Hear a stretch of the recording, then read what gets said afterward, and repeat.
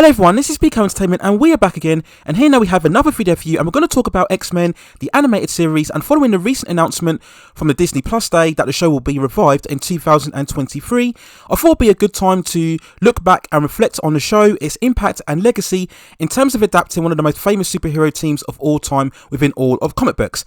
Now there'll likely be spoilers within this review for the show itself, so just beware, just in case you haven't yet caught up with the episodes within the series. You can currently watch them all on Disney Plus, for which I think the whole 5 seasons are available. Now, X-Men the animated series, in terms of its origin, it was produced by Saban and Graz Entertainment, and the series debuted on October the 31st, 1992, and had a hugely successful run of 5 seasons and 76 episodes, ending eventually on September the 20th, 1997. Adapting Marvel's X-Men characters, it tells a story of the then current present day world reacting to the current existence of mutants. However, they find themselves struggling to integrate within society as they are constantly abused and victimised and discriminated against because of their mutant powers. Certain mutants are taken in by Professor Xavier to form the X-Men. They band together to fulfill his mission of a coexistence between humans and mutants. Over the course of the story, they come across various antagonists and villains, all within their own agendas of world domination and the control of mutants. Now for me, and also a whole generation of fans and viewers, X-Men 1992 still remains the most ultimate and to this day best screen adaptation of the X-Men, both in live action and animation. It remains still one of the most faithful treatments of the comic book source material that we have ever seen in terms of animation or live action form. Throughout the series we see multiple themes of racism, social issues, satirical commentary, self-identity, religion, discrimination, politics and segregation. Now this was truly groundbreaking at the time for an animated series based on a comic book. The previous era of animated series from the 80s also left a very lasting legacy and impression, but those stories were far more broader in terms of good versus evil. Now X-Men 1992 cut far deeper in terms of its maturity and complexity within its storylines, giving that far more distinction of an animated show that both kids and adults can enjoy. Now in terms of the stories, the show seamlessly mixes in standalone episodes with far more substantial serialised arcs, and this is what kept it such a thrilling and immersive show to watch. Now of course, for all of the series subject matter, it still very much was a superhero show, providing plenty of comic book action and spectacle. In terms of the source material, the show adopted some of the most iconic storylines within all of the X-Men run, including Days of the Future Past, Age of Apocalypse, Dark Phoenix and Fatal Attractions, handling them with far more skill and competence than what we ever saw within the live action movies. Now aesthetically, the show rightfully took inspiration from Jim Lee's iconic comic book run from the early 90s with that more detailed hand-drawn style. In terms of the overall look of the characters, it adapted a lot of Jim Lee's designs in terms of the blue and yellow costume look that we would see so much throughout his run on the comic book. Now for this iteration, the show focused on the core group of characters as follows. We had Cyclops, who was the main leader of the team, whose abilities were able to exhibit and shoot infrared blasts from his eyes. We had Storm, who was second in command, had the ability to control the forces of weather. We had Rogue, who had the ability to absorb powers from other people. Gambit had the ability to create kinetic energy from his hands. We had Jean Grey and her very strong powers of telekinesis. We had Beast, who possessed superhuman strength and also provided the team with his scientific and biological knowledge. We had Wolverine, who possessed mutant healing powers and also an indestructible skeleton made of adamantium. And of course we had Jubilee, who was the youngest member of the team, and she had the ability to transmit energy blasts from her hands. Now for me, this was just about the right amount of heroes to keep the shows interesting and diverse enough. Now all characters throughout the series all had their time to shine. Now throughout the show we would see other fan favourites from the comic books make their appearances throughout the team. This included members such as Archangel, Psylocke, Cable, we had Longshot and also Nightcrawler, and all of these characters worked within the team in some capacity throughout the run. Now the show dedicated so much time to each of the main characters and their overall personal issues. We would see Wolverine's inner angst and torment, Storm having to deal with her claustrophobia, Rogue's lamenting over her powers, denying her to be truly intimate with someone in a relationship.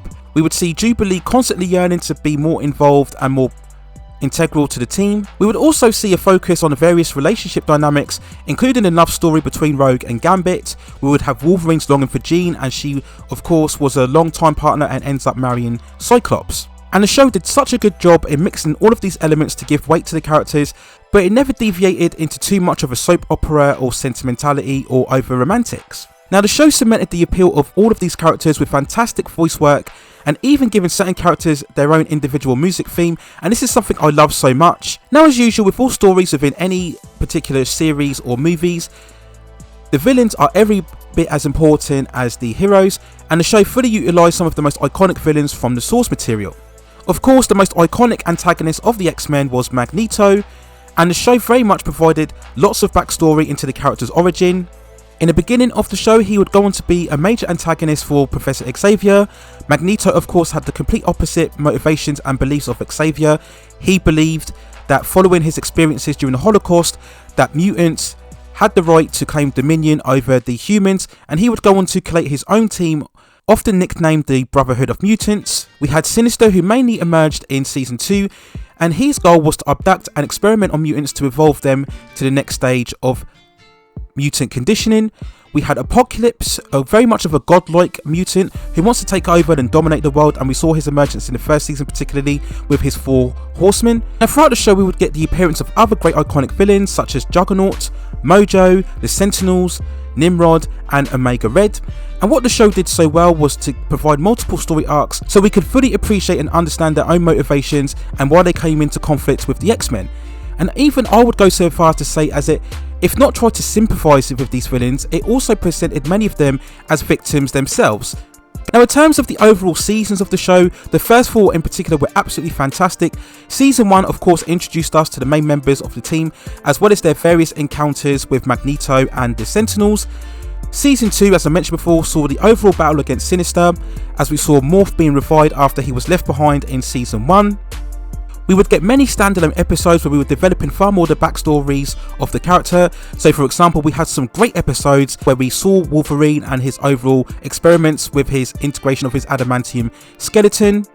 We had a Rogue's Tale where we saw Rogue and her origin of how exactly she came to have her powers from absorbing them from Miss Marvel. We had Externally Yours, which focused on the origins of Gambit, how he was part of 2 groups in terms of the Thieves and the Assassins. And also we got a venture into the Savage Land where we saw the likes of characters such as Kazar in the brilliant 2-parter conclusion episode Reunion. Season 3, which might be the best overall, was hugely significant as it adapted the famous Phoenix Saga, where it dedicated 2 separate arcs consisting of 4 to 5 episodes each. The first focused on Jean Grey coming into contact for the first time with the Phoenix power, and very much branching into the far more cosmic universe of the show, where we saw the likes of the Shi'ar Empire, the Imperial Guard, and the Starjammers. Now, the second arc focused, of course, on the Dark Phoenix story arc, where we saw Jean become corrupted by the spirit of the Phoenix, very much compelling her to focus far more on her darker impulses. We would see Jean try to be manipulated by the famous Inner Circle, and later on come into conflict finally with the Imperial Guard in order to preserve the whole fate of the universe. Now, both of these story arcs are absolutely incredible in terms of their story and spectacle and drama. They had absolutely everything and provided a far more true and faithful treatment of the Phoenix story arc, far better than what the live action movies could. Now, season 4 was far more scaled down and focused far more on the intimate issues throughout the team. We saw the return of Morph in the opening episode Courage. We had the emergence of Proteus in a 2-episode arc.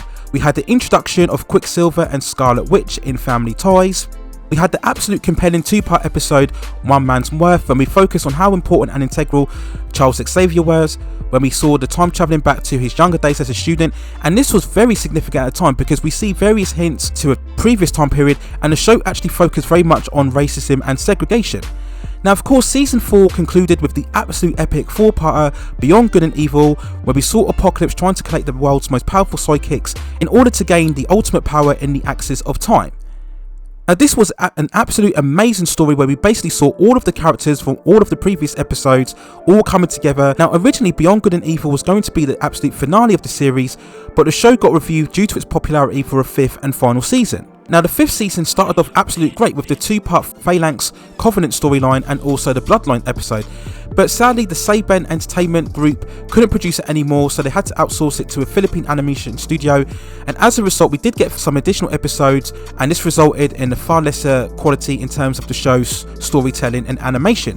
So sadly, we didn't quite get the epic conclusion that the overall series deserved in its 5th and final season. But despite the poor end to the show, there's no doubting the true impact and legacy of X-Men the animated series.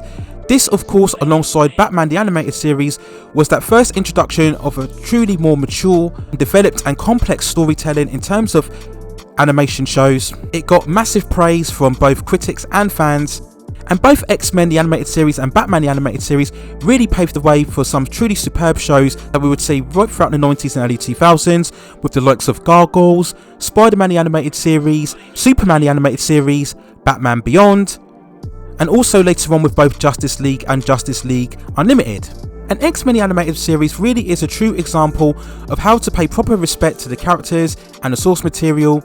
Now, we did get further shows after X-Men the Animated Series came to an end. We had, of course, the likes of Wolverine and the X-Men, and also X-Men Evolution, but in my personal opinion, these shows came nowhere close to matching the sheer imagination and epic structure from the 1992 series. So if I had to give an overall rating for the show, I would give it a 9.7 out of 10. I truly believe it is a truly special treatment of the X-Men. It is the best adaptation of the characters, and perhaps its greatest achievement is that it actually got a lot of viewers into actually reading the comic books of the X-Men, and the X-Men in terms of the comic book sales proved to be very popular from the early to mid 90s. This is very relevant in the ongoing current debate about the current state of American comics, how they're perceived to be not selling as well. How special would it be if we had another show as great as the X-Men the Animated Series that could really invigorate and compel fans going back to buying comic books? So in terms of the overall extension and continuation of the series itself, the show will be titled X-Men 97. There is a lot of cause for optimism, as they would indeed be bringing back a lot of the original showrunners and voiceover actors from the original show, so that's a good sign. But we do have to question some concerns as to whether they would indeed carry the same mature tone and direction that we saw from the series. X-Men the Animated Series was so great in terms of its overall action and pace and intelligence and storytelling, and if you take those elements away, you really take away what's special about the show, and an overall continuation and revival becomes absolutely pointless. And of course, we do have to mention lastly that they must surely have that classic iconic intro sequence at the beginning, and for many fans, if we see anything different, then that will already lead a huge backlash towards the show. So those are my overall thoughts and feelings and review of X-Men the Animated Series from 1992. Let me know what you think in the comments below. If you enjoyed this video and you'd like to see me cover other great animated shows throughout the 1990s, such as Spider-Man the Animated Series, and also Justice League Unlimited, and Batman Beyond as well, and also Superman the Animated Series, then let me know in the comments and I will cover those series as well. If this video proves to be very popular in the channel, then I may also do a breakdown of what I believe are the absolute best episodes without the whole entire series of X-Men. If you'd like to see it, then also let me know in the comments as well. Please also hit and like the subscription and notification buttons so I can provide you with more high quality content like this in the future. But that's it for now. Take care of yourselves, stay at safe distances, and I will see you very, very soon.